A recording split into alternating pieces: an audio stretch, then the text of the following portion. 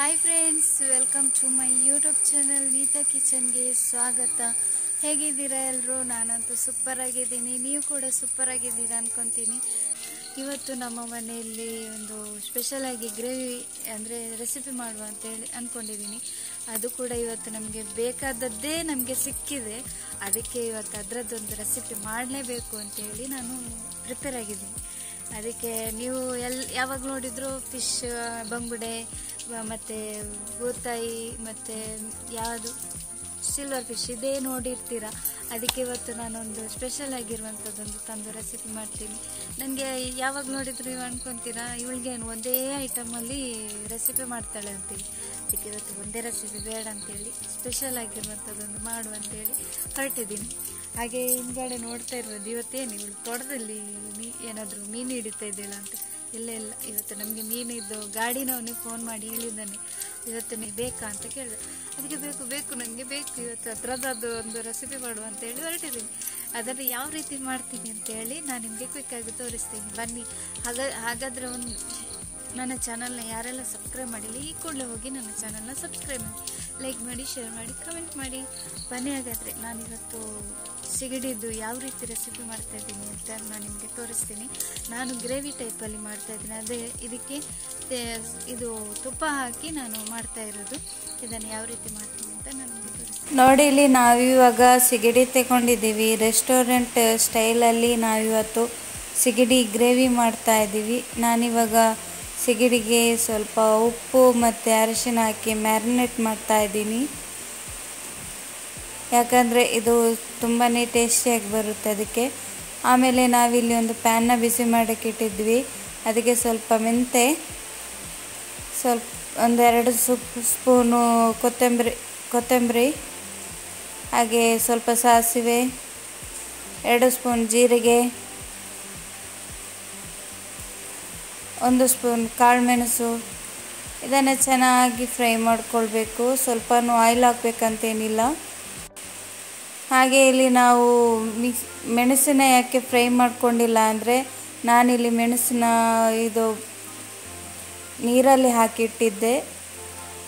ಆಮೇಲೆ ಇಲ್ಲಿ ಮಿಕ್ಸಿ ತಗೊಂಡು ಅದಕ್ಕೆ ಮೆಣಸು ಮತ್ತು ಹುರಿದಿಟ್ಟಿರುವಂಥ ಮಸಾಲೆ, ಒಂದು ಅರ್ಧ ಬೆಳ್ಳುಳ್ಳಿ, ಸ್ವಲ್ಪ ನೀರು ಹಾಕಿ ಇವಾಗ ಪೇಸ್ಟ್ ಮಾಡ್ಕೊಂಡು ಬರುವ. ಇವಾಗ ನೋಡಿ ಪೇಸ್ಟ್ ಆಯಿತು. ಈ ರೀತಿ ಪೇಸ್ಟ್ ಮಾಡಿಕೊಂಡ್ರೆ ಸಾಕು.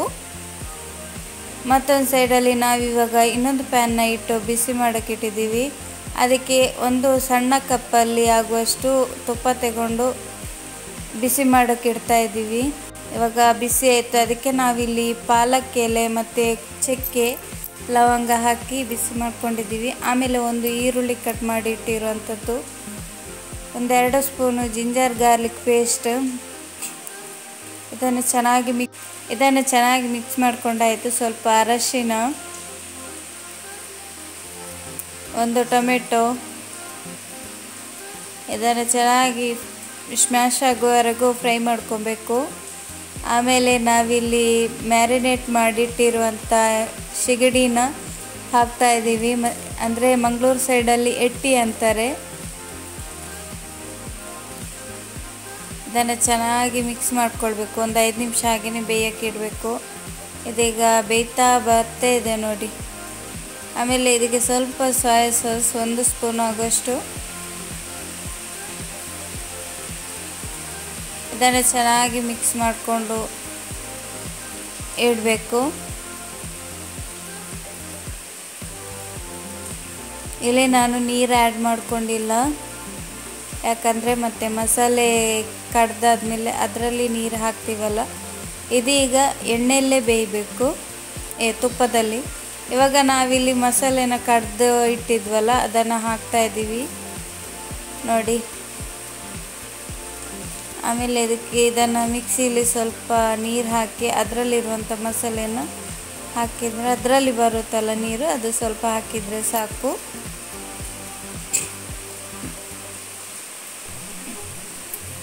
ಆಲ್ರೆಡಿ ಸ್ವಲ್ಪ ನೀರು ಸಿಗಡಿಯಲ್ಲೇ ಇರುತ್ತಲ್ಲ, ಅದೇ ಬಿಟ್ಟಿರುತ್ತೆ.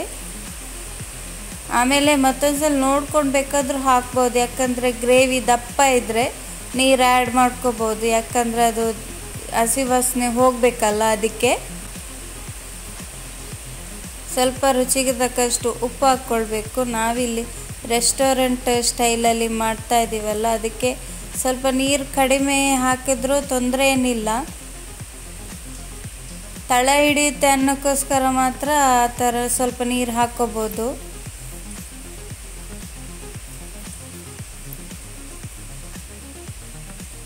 ನಾವಿಲ್ಲಿ ಸ್ಲೋ ಮೀಡಿಯಮಲ್ಲಿಟ್ಟು ಬೇಯಕ್ಕಿಟ್ಟಿದ್ವಿ. ನೋಡಿ, ನೀರು ಹಾಕ್ತಾ ಇದ್ದೀನಿ. ಇಷ್ಟೇ ನೀರು ಹಾಕಿದರೆ ಸಾಕು.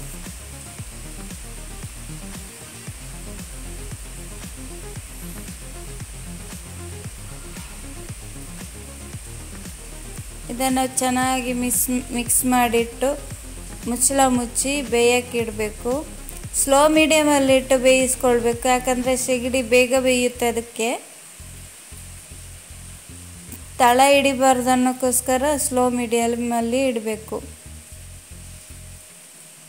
ಒಂದು 5ರಿಂದ 10 ನಿಮಿಷ ಬೇಯಕ್ಕೆ ಇಟ್ಟರೆ ಸಾಕು. ಯಾಕಂದರೆ ಮಸಾಲೆ ಸ್ಮೆಲ್ ಹೋದ್ಮೇಲೆ ಅಂತೂ ಸಖತ್ತಾಗಿ ಬರುತ್ತೆ ನಮ್ಮನ್ನ ಈ ಗ್ರೇವಿ. ಅಂದರೆ ತುಂಬಾ ಸಾಫ್ಟಾಗಿ, ಅಂದರೆ ಗ್ರೇವಿ ಟೈಪು ಸಿಗುತ್ತೆ.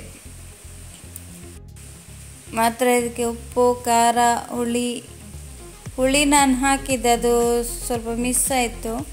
ಹುಳಿ ಹಾಕಿದ್ದೀನಿ ನಾನು. ಇದಕ್ಕೆ ಹುಣಸೆ ಹುಳಿ ಹಾಕಿದ್ದೆ, ಮಸಾಲೆ ಕಡಿವಾಗಲೇ ಹಾಕಿದ್ದೆ ನಾನು. ನೋಡಿ, ಇಲ್ಲಿ ನಮ್ಮ ಸಿಗಡಿ ಗ್ರೇವಿ ರೆಡಿ ಆಯಿತು. ನೋಡಿ ಯಾವ ರೀತಿ ಬಂದಿದೆ, ನೋಡಿ ಸಖತ್ತಾಗಿ ಬಂದಿದೆಯಲ್ವಾ. ನನಗಂತೂ ತುಂಬಾ ಘಮ ಅಂತ ಬರ್ತಿದೆ. ಯಾಕಂದರೆ ಇದಕ್ಕೆ ನಾನಿಲ್ಲಿ ಇದು ತುಪ್ಪ ಹಾಕಿರೋದಲ್ಲ, ಬೇರೆ ಯಾವ ಆಯಿಲ್ ಹಾಕಿಲ್ಲ. ತುಪ್ಪ ಹಾಕಿದರೆ ತುಂಬಾ ಒಂದು ಸ್ಮೆಲ್ ಕೂಡ ಸಖತ್ತಾಗಿ ಬರುತ್ತೆ, ಟೇಸ್ಟ್ ಕೂಡ ಚೆನ್ನಾಗಿ ಬರುತ್ತೆ ಅಂತೇಳಿ ನಾನಿಲ್ಲಿ ತುಪ್ಪ ಯೂಸ್ ಮಾಡಿಕೊಂಡೆ. ಸೇಮ್ ಡಾಬಾ ಸ್ಟೈಲಲ್ಲಿ ಮಾಡೋದು ಯಾವ ರೀತಿ ಮಾಡ್ತೀವಿ ನೋಡಿ, ಅದೇ ರೀತಿ ಬಂದಿದೆ. ಇದಕ್ಕೆ ಸ್ವಲ್ಪ ಕೊತ್ತಂಬರಿ ಸೊಪ್ಪು ಹಾಕಿ ಮತ್ತು ಸ್ವಲ್ಪ ಹೊತ್ತು ಮುಚ್ಚಳ ಮುಚ್ಚಿ ಇಡಬೇಕು. ಮತ್ತು ಗ್ಯಾಸ್ ಆಫ್ ಮಾಡಿ ಇಡಬೇಕು, ಗ್ಯಾಸ್ ಆನಲ್ಲಿ ಇಡಬಾರ್ದು.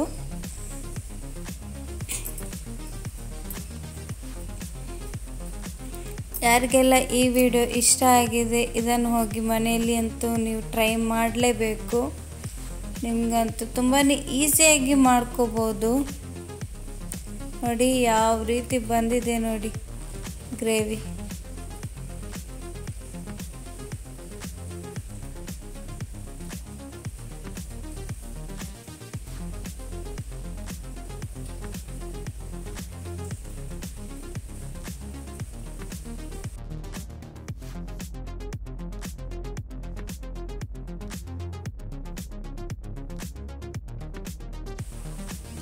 ನಾನು ಯಾಕೆ ಇಲ್ಲಿ ಸೌಟಾಕಿ ತಿರುಗಿಸಿದೆ ಅಂದರೆ, ಇಲ್ಲಿ ಅದು ತಳ ಹಿಡ್ದಾಗ ಆಗುತ್ತಲ್ಲ, ಅದಕ್ಕೋಸ್ಕರ ಅದು ನಾವು ತಿರುಗಿಸ್ತಾ ಇರಬೇಕು ಸ್ವಲ್ಪ ಸ್ವಲ್ಪ.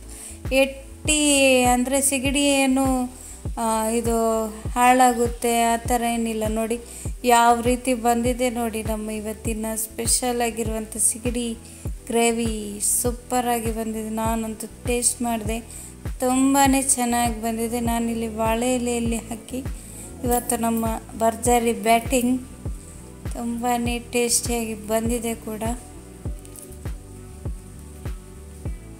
ನೋಡಿ ಯಾವ ರೀತಿ ಇದೆ,